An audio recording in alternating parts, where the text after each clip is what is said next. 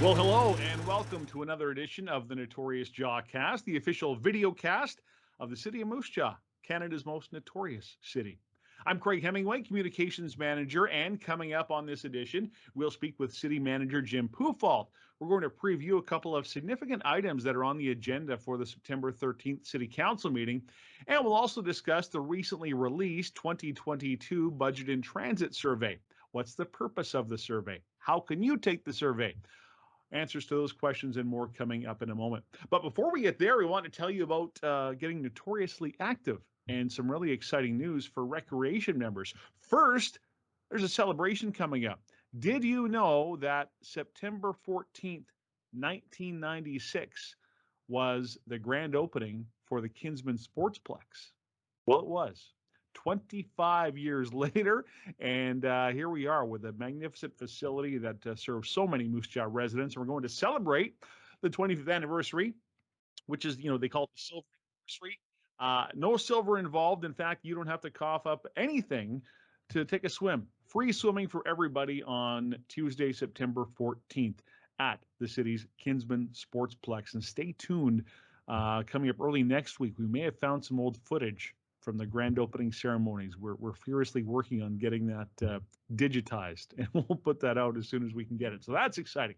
Beyond that, you might have heard already that community association programs are back for this fall and winter, of course, not being available last year. So pretty exciting there. And, among the programs at the top of the list for many people, pickleball.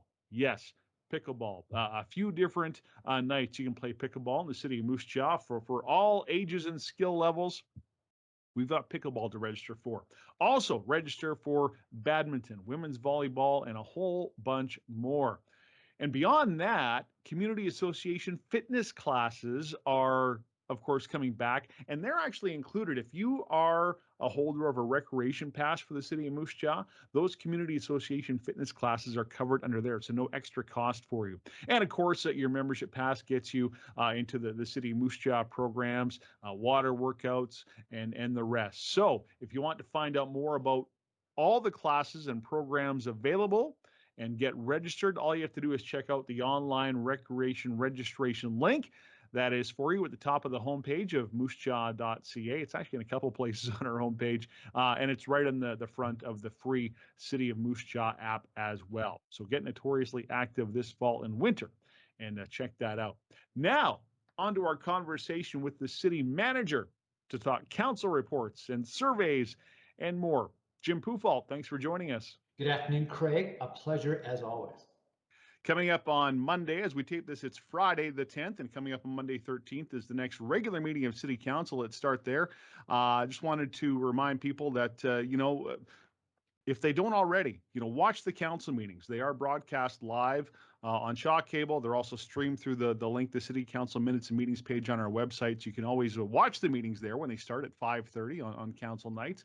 But also they can check out the agendas, and it's kind of a full agenda coming up on Monday night. It's been a few weeks since our last council meeting, and a couple of reports coming that people may find interest in, Jim. We're going to have some presentations from our local medical health officer, and there's also a report on upcoming Truth and Reconciliation. Those are a couple of big items on the agenda. Absolutely. COVID-19, it's been in the forefront of everybody's mind for over 18 months now. And certainly we're seeing, a pretty big rise in caseloads and generally unvaccinated people. So, certainly we want to get our medical health officer in front of council and the community and just let us know what's going on, what's being projected going forward, because everything we're seeing doesn't look, it looks like case loads continue to rise over the next while. And, certainly we encourage everybody to get vaccinated. We've been saying that for months and months and months already. And we still say that because it's really now becoming something that people that are unvaccinated are a lot more prevalent to catch. And so it's really important that we encourage people to get vaccinated. It ensures that the businesses can keep providing services, the city can continue to provide services. The last thing anybody wants is outbreaks to occur, and unfortunately that's what it's coming down to. And so, we want to hear from Dr. Tor and just see what advice he has to give to the city, because we've always followed the science. And when the medical health officers are saying you should do something, that's what we've seriously considered. Yeah, so that report will be there, and that presentation will be in council on Monday night, and also again a report on the National Day of Truth and Reconciliation that was brought in by the federal government. We have a report on that and how it may impact us locally. Correct? We do, and really, the how it impacts the city is probably the third, third thing we think about when we talk about the National Day for Truth and Reconciliation. It's a hugely important day that we need to recognize the tragedy that occurred and the impacts that people are still feeling. And so it's really important that we get behind the National Day of Truth and Reconciliation. And the city wants to be forefront and work with local groups and find ways that we can be better at that. And certainly we need to seek advice from the Indigenous community to our city council and to the city as to what we can do to better support truth and reconciliation. And so we're working towards those types of items. And then at the end, of course, is that it's a little bit of a complicated thing with regards to our collective bargaining agreements and our staffing. And so really we're suggesting to council that this day become a statutory holiday.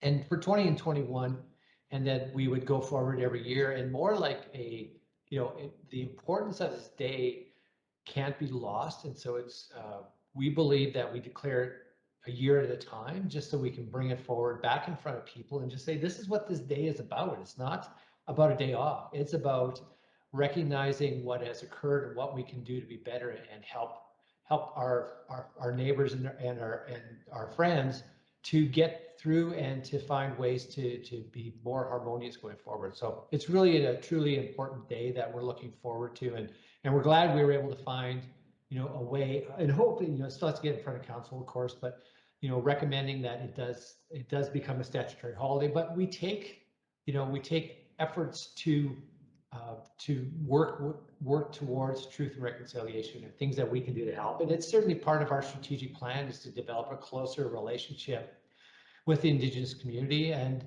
it's again critically important at this time, particularly this year with everything that's occurred and what we've seen, that we take the efforts and we meet with the Indigenous community and get their advice and guidance, because again, the last thing we can do is come out and say, this is what we think we should do, but we should talk to our neighbors and find out what they think we should do.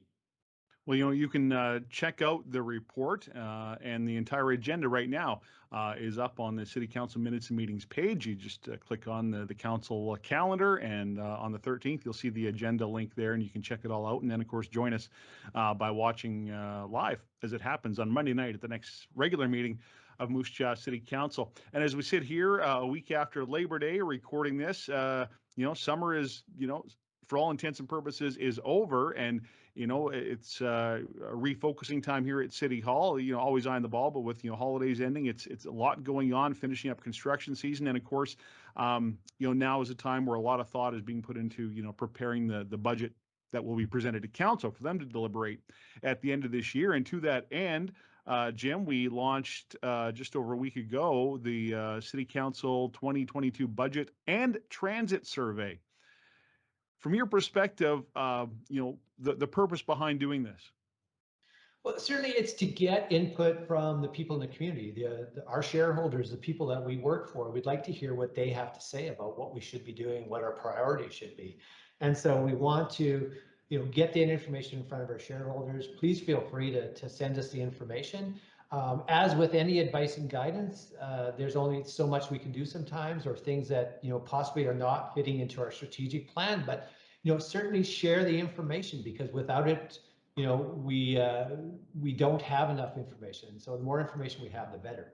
And so you always want to hear what the community has to say, what they think priorities are. We've just come through some pretty hard budgets with COVID-19 and the impacts it had on facilities and everything else. And our job is to provide service, and when we can't, it's really hard. It puts us off, and we really want to provide a good level quality service, which we do. And again, with COVID-19, it was apparent that that's what the community wants, and so that's what we think the community wants. So we'd love to hear from the community as towards that. And when it comes to transit, really important. A business philosophy that we have is that we provide service when there's customers. If there's not, we don't. And so transit is another, issue, and it's important service to the community. We just want to make sure we have the right size service. We are hitting the needs of the community, and we find ways to be better and creative at how we do things. Lots of times transit routes can be established forever and ever, and it's important every now and then, on a regular basis to look at what we do and see if there's better ways to do it. And again, that's certainly been a mantra at the city, is that always try and be better at what we do every day. And transit is a big cost center that we have, and we want to make sure it's effective and we're spending the money wisely and providing the service people want and will use. And again, sometimes wants and needs are not the same. And I think that's, again, what we're trying to find from the people, of the users of the service, as to what do they really need and what do they want. For example, we found that since we discontinued Saturday service and went to dial-a-bus, the number of riders on a Saturday have just dropped right through the floor. And so, again, what were the people using it on Saturdays for? You're not using the bus, you're not using the dial-a-bus now, or very few. So, let us know if there's a Saturday service, why you can't use dial-a-bus and those types of things. That's what we need to know. Again, transit is a very important component of our community. We just need to make sure we're spending the money the best and having the best routes that we can. Yeah, the survey itself is, on average taking people about 9 minutes to complete, so it's not too onerous. And the budget questions, yeah, are really focused on, what are your priorities and where the city should be allocating funds, and a few other things like that. And then the transit side, as you mentioned, it's asking about the service. Do you use it? If not, if you don't use it, why don't you use it? And are there things that we could do that would make you use the service and different times, and are there locations in the city the bus doesn't go that you think it should go? So all of those questions are covered. All those questions are important because, again, we have the information from our drivers. They know the people that are using the routes and the things, what people need. But we want to hear from the people as well, because city doesn't always know. We need to do consultation and seek input from our customers, and that helps us to design a system that works for the majority of the customers. And again, we can't be everything to everybody, and so it's important that we're able to take our resources and use them effectively. The survey itself will run until 11:59 p.m. on Sunday, September 26th.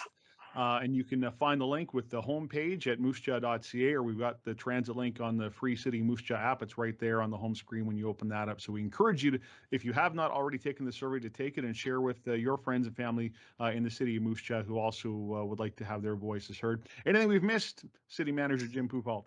Well, I would just say some of the comments I've seen on the survey are dealing with policing, and that's, again, not the city responsibility. And so we just, encourage people, like, certainly send that information to us and we'll forward to the Moose Jaw Police Service, but that's not a city responsibility. And I know it's probably not that well known, but uh, the city and the Moose Jaw Police Service are completely different organizations. And so, again, share the information. We'll certainly pass it on to them, but policing is really not the city's responsibility.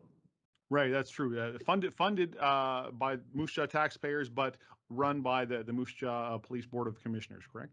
That is correct. And I know it's a little bit of a nuance, but again, and certainly share the information.